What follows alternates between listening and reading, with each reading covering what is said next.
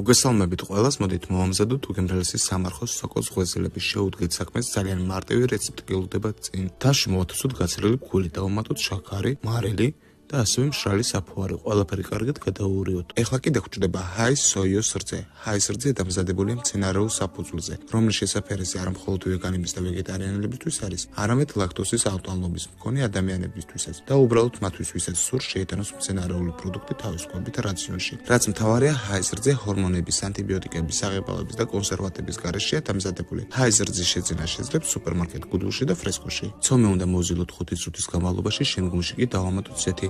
გადავზილოთ ისევე 5 წუთის განმავლობაში.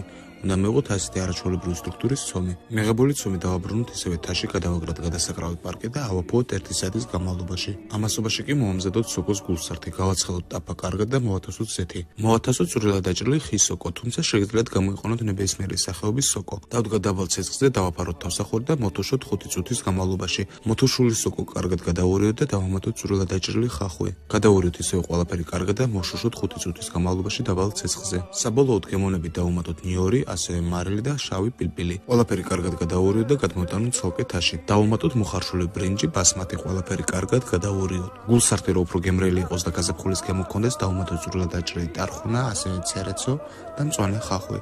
ყველაფერი კარგად გადაურიოთ.